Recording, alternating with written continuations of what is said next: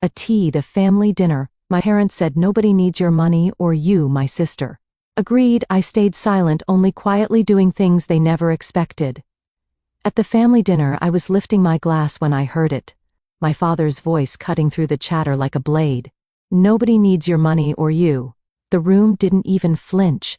My sister nodded, almost amused, as if she'd been waiting to say it out loud for years. Heat crawled up my neck, but I kept my face steady, my smile small, my silence sharper than anything they threw at me. They thought I'd swallow it the way I always did. But sitting at that table, surrounded by people who only valued what I provided, I knew something they didn't. Their downfall had already begun. I grew up in that house, believing silence was the price of belonging. My parents never said it outright, but it lived in the pauses between their sentences. Those tiny, sharp moments where I learned my value came from what I could give, not who I was. Even as a kid, I filled the gaps. If Sarah forgot her homework, I ran it to school. If Dad needed someone to stay home with Grandma, I canceled my plans. And when Sarah hit adulthood and her bills started piling up, somehow they all ended up in my hands too. They called it being the reliable one, but reliability turns into servitude, fast when no one asks how you're doing. On the outside, my family looked warm, tight-knit, loud in a good way. Holiday photos, matching sweaters, my mom's famous sweet potato casserole sitting in the middle of the table like a trophy. People always said we were lucky, but the kind of luck they meant was the pretty kind, the kind you can frame, not the kind that keeps you safe. Grandma was the only person who ever looked at me and didn't see utility. I still remember her tiny kitchen, the smell of peppermint tea and old books, the way her hands would rest on mine when she said, "You don't have to save the whole world, honey." Back then, I didn't realize she meant my world, my family. After she passed, that kitchen became my sanctuary. I kept the key. I kept the memory of someone who saw me. Back at the dinner table, the same table I'd spent decades setting, clearing, cooking for, I sat between people who had rewritten me in their heads. Not Maya, the project manager, not Maya who paid her own rent and built her own life, but Maya, the one who fixes things, the one who always shows up, the one who covers the bill, the one who doesn't complain. Dad didn't even look up when he said the words. Mom just kept slicing the ham. Sarah smirked into her wine. And somehow in that moment, everything clicked into place like a door finally shutting. That house wasn't mine. Never had been. Maybe that's why their words didn't crush me the way they expected. It hurt God, it hurt, but it didn't break me. It clarified things. It made the air sharp. It made the path forward clean. I realized something no one at that table had ever imagined. I didn't need them either. Not their approval, their guilt, their rules, or the seat they thought they had the right to take away. And for the first time in my life, the silence didn't feel like surrender. It felt like a beginning. The dinner kept going as if nothing had happened. Plates, scraped glasses, clinked. Someone laughed at a joke I didn't hear, but inside my head, everything went still, like the world had dropped into slow motion. I watched my family the way you watched strangers on a train, curious, detached, wondering how you ever thought you belonged among them. Sarah leaned back in her chair, swirling her wine like she'd won something. "Mom's right," she added casually. "You take things too seriously, Maya. No one needs all that you do. Not really." She said it like a kindness, like she was easing a burden off my shoulders. But what she really meant was, "You're only useful when we want you to be." I glanced at her, at the sister whose late bills I'd paid, whose kids I'd bought school clothes for when she was between jobs, whose emergencies somehow always landed in my lap. She never remembered the details, only the convenience, only the expectation. Mom finally looked up from the ham she was slicing. "You work so much anyway," she said. "It's not like you have a family of your own to worry about. We don't want you burning yourself out for nothing." For nothing. That one stung more than I'd admit. As if every hour I spent climbing my career, every quiet effort to build a life by myself was worthless because it wasn't serving them. Dad didn't even glance my way when he muttered, "Let's not make this dramatic. It's just the truth. You take things personally." It was gaslighting with a coat of polite varnish. They had long mastered the art. I looked around the table, the candles, the holiday centerpiece, the empty chair Grandma used to sit in. I used to think her absence left a simple ache, but now it felt like a warning I hadn't listened to soon enough. Sarah dropped her fork, annoyed by my silence. Come on, Maya. Say something. But I didn't trust my voice. Not because I was afraid of what they'd think, but because anger, like that quiet, precise razor sharp, doesn't want to be spoken. It wants to be acted on. I reached for my napkin, folded it neatly, and set it by my plate. A simple motion, but it shifted something in the room. Sarah noticed first. Her brow tightened. Mom paused mid-slice. I stood calm as the surface of a frozen lake. I hear you, I said softly. Loud and clear. Dad waved a hand dismissively. Good. Then we can move on. But the truth was, that was the moment I moved on from the version of myself they'd built. The Maya who bent, who fixed, who carried. The Maya who gave without asking, who stayed small so others could stay comfortable.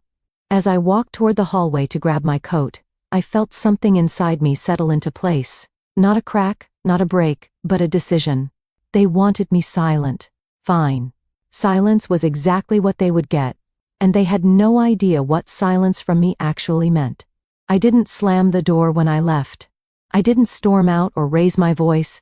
I simply stepped into the cold night, letting the air bite at my cheeks as if it could keep me from sinking too deep into the hurt. The porch light flickered behind me, and for a second, I saw my reflection in the window. Tired eyes, tense shoulders, the familiar posture of someone who'd carried too much for too long. The walk to my car felt longer than usual. Each step peeled back another layer of memory every time I'd shown up with groceries when Sarah forgot payday. Every emergency bill Mom guilted me into covering. Every moment Dad praised my reliability only to punish me with it later. By the time I reached the driver's seat, a quiet tremor ran through my hands, not from fear, from recognition, from clarity. At home, the silence hit harder than their words. I turned on the hallway lamp. Soft, warm light spilling across my small, tidy living room. The space had always felt like a pause between battles. That night, it felt like neutral territory finally reclaimed. I sat at my dining table, pulled my laptop closer, and opened a folder I'd never dared start before. Family payments. The name looked foreign, almost clinical, but the truth inside it wasn't new bank statements, transfers, receipts. I'd buried under rationalizations like they needed help or it's just this once. I went through them slowly, like someone sorting through the wreckage of a house after a storm. Patterns jumped out, repeated withdrawals, emergency charges, late-night transfers.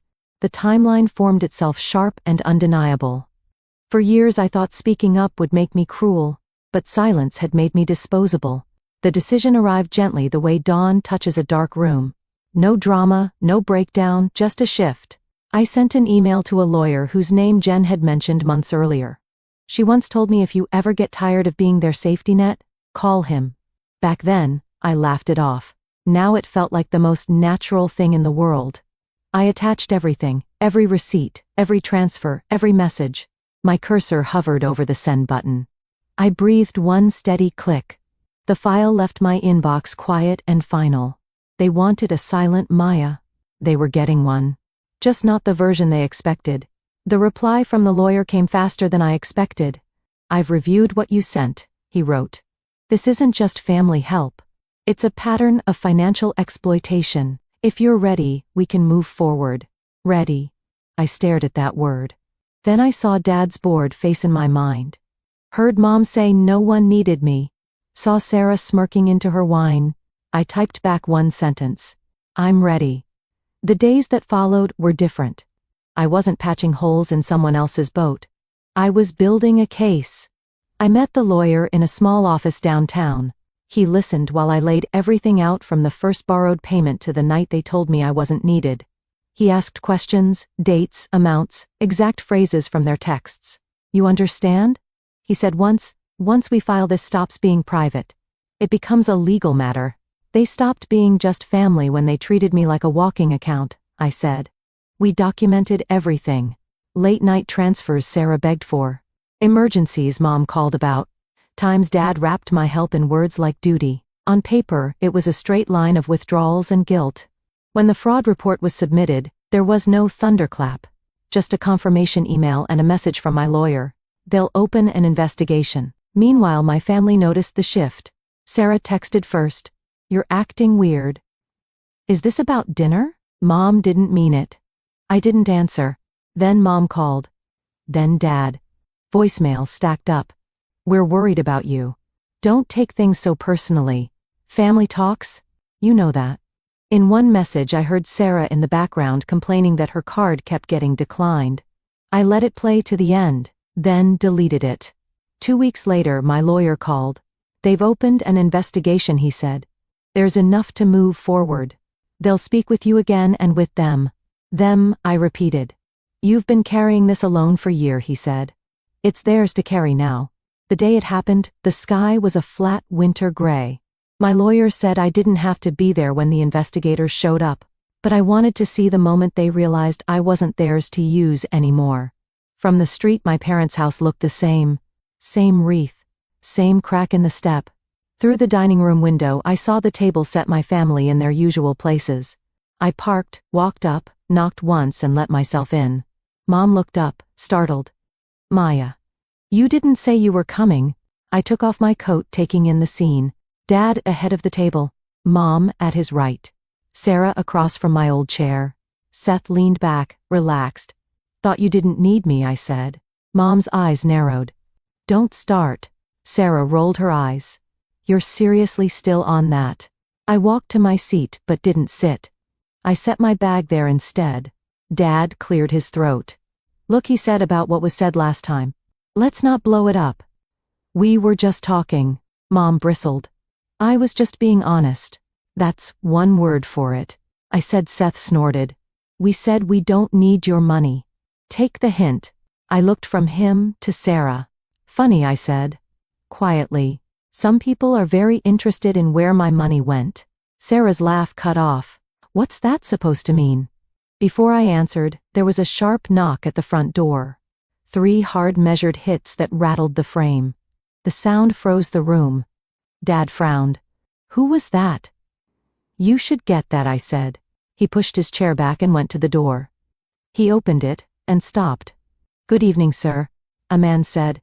Financial Crimes Unit. We're looking for Sarah and Seth Miller and Thomas and Elaine Carver. Silence dropped over the house. Mom stood up. There has to be some mistake, she said. 2 investigators stepped inside, badges visible. One held a tablet. The other a folder I recognized from the copies my lawyer had shown me. There's no mistake, the woman said. We're here regarding an investigation into alleged financial fraud and exploitation. We'd like to ask you some questions. Sarah's chair screeched back.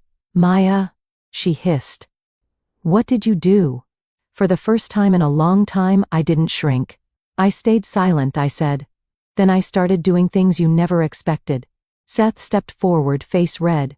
You called the cops on your own family over a few transfers. The male investigator looked at him. We're talking about years of unauthorized withdrawals and coerced payments. That's not a few transfers. Please sit down, sir. Dad tried to pull himself together. This is a misunderstanding. Any money moved around was family business. Family business doesn't override the law, the woman replied. You'll each have the chance to explain. For now we need you to remain while we ask some questions. Mom turned to me, eyes wet. Maya, tell them this isn't what it looks like. I met her gaze. You told me nobody needed my money or me, I said quietly. So I stopped giving you both. Her mouth opened, closed. We were upset. We didn't mean you meant it enough to say it. I cut in. The words didn't come out as a shout. They came out level, held up by every drained account. Sarah lurched forward. You're going to let them ruin our lives. I didn't ruin anything, I said. I just stopped hiding what you did. The investigators began. Dates, amounts, authorizations. Sarah stumbled, looking at Mom, at Dad. Seth scoffed once, then fell silent when specific totals were read. Every favor shrank under the weight of the numbers. I didn't stay for the whole thing. I had no interest in watching them scramble. As I picked up my bag, Dad snapped. If you walk out that door, don't bother coming back. For years that sentence had been a loaded gun pointed at my chest. This time it just sounded tired. I looked at him. At the man who taught me family was everything as long as I kept paying for it. I left a long time ago, I said. You're just noticing now. Then I stepped outside, closing the door softly behind me, leaving the investigators and My family on the other side with the only thing that had ever really belonged to them. The consequences. I drove away without looking back, but the fallout found its way to me anyway. 3 days later, Sarah's number flashed across my screen over and over until it finally stopped. Then came a text from an unknown number. Seth, they froze my accounts. I might get suspended. Fix this. I didn't reply. A week after that, Mom sent a long email layered with guilt and half apologies. We didn't understand how serious this was, she wrote. Your father is devastated. Please talk to us. The same man who told me nobody needed me was now begging for a conversation. Funny how quickly roles reverse when the money stops. Dad never reached out directly but gendered. 2 sentences. They're panicking. You did the right thing. Kelly sent a longer message thanking me for exposing what she'd seen signs of for years. You were brave enough for all of us, she wrote. And somewhere between their unraveling and my quiet days alone, something shifted.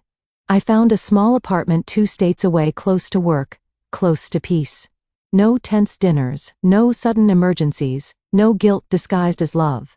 For the first time in my life, the silence around me didn't feel like absence. It felt like freedom. Some nights I sit by my window with the lamp on low, watching the city move without me. I think about that dinner, the words meant to break me, and how they ended up setting me free instead. I used to believe family loyalty meant endurance, absorbing every blow, filling every gap, paying every debt. But love without respect isn't loyalty. It's captivity. Walking away wasn't punishment. It was clarity. And sigh is... The same silence they once mocked became the boundary that saved me. If any part of my story feels familiar, if you've ever been used, dismissed, or told you were too sensitive, you aren't alone. You deserve reciprocity, not extraction. You deserve to be seen, not spent. Share your experience in the comments. I read all of them. And if you want more stories like this, hit subscribe so you won't miss what comes next.